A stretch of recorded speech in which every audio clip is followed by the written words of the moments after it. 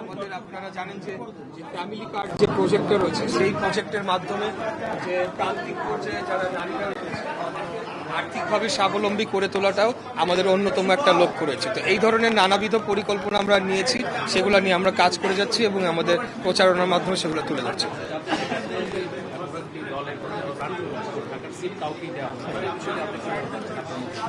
এই বিষয়ে আমি বলবো যে এটা যদি সে ভুলে বা তার নেতাকর্মীদের চাঙ্গা করার জন্য বলে থাকে তাহলে তার এটা উচিত হবে এই কথাটা দুঃখ প্রকাশ করে জাতির কাছে ক্ষমা চাওয়া।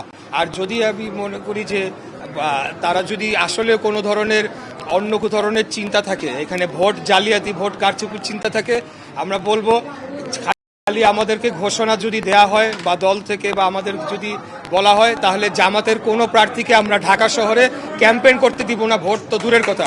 তাই তাদের যদি অন্য কোনো উদ্দেশ্য থেকে থাকে, ভোট কারচুপির মাধ্যমে ভোট জালিয়াতির মাধ্যমে ফলাফল ছিনিয়ে নিয়ে যাবে, তাহলে তারা বোকার স্বর্গে বাস করছে, তাদের নেতাকর্মীরা বোকার স্বর্গে বাস করছে। আমরা দীর্ঘ আন্দোলন সংগ্রাম লড়াই যুদ্ধ করেছি, খুনি হাসিনার বিরুদ্ধে আমরা লড়াই সংগ্রাম করে বাংলাদেশে গণতন্ত্র প্রতিষ্ঠার জন্য বুকের গুলি আমরা মাথা পেতে আমরা গুলি গ্রহণ করেছি। তো আমাদের সাথে এই ধরনের আচরণ যদি যারা বিগত 17 বছরে আমরা তাদেরকে কোনোদিনও আন্দোলনে দেখি নাই।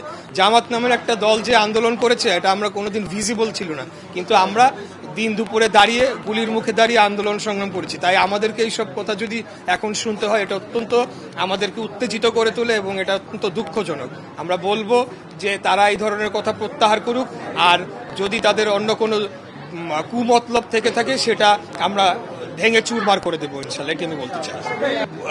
চলাচলের অনুপযোগী হয়ে পড়েছে। আমাদের এখানে গ্যাসের তীব্র সংকট দেখা দেওয়ার ফলে এখানকার যে বিভিন্ন গৃহস্থালী গৃহিণীরা তাদের জন্য একটা জীবন নির্বাহ করা অত্যন্ত দুর্বিষহ হয়ে পড়েছে। এর পাশাপাশি নানাবিধ দূষণের ফলে এখানকার পরিবেশটা বসবাসের অযোগ্য হয়ে পড়েছে। এই বিষয়গুলো নিয়ে আমরা আমাদের পরিকল্পনাগুলো জনগণের কাছে তুলে ধরছি। পাশাপাশি দীর্ঘমেয়াদে কিভাবে স্থায়ীভাবে আমরা গণতন্ত্রকে বাংলাদেশে প্রতিষ্ঠা করতে পারি সেই বিষয়গুলো আমরা তুলে ধরছি। এবং বিগত দিনে আমরা দেখেছি যে গণহত্যা সংঘটিত হয়েছে, গুম খুন এবং দেশের অর্থ সম্পদ লুটপাট করা হয়েছে, সেগুলো আমরা সঠিকভাবে ন্যায় বিচারের মাধ্যমে তাদের বিচারের আওতায় আনার জন্য আমরা জনগণের কাছে প্রতিশ্রুতি দিচ্ছি। আমরা জনগণের কাছে ব্যাপক সাড়া পাচ্ছি। গতকাল থেকে আমরা যখন প্রচারণা শুরু করেছি 37 নম্বর ওয়ার্ড কোতোয়ালি থানার আওতাধীন, সেখানে আমরা গণসংযোগ করেছি। সেখানে একটা ব্যবসায়ী অধ্যুষিত এলাকা, আজকে 34 নম্বর ওয়ার্ডে আমরা রয়েছি।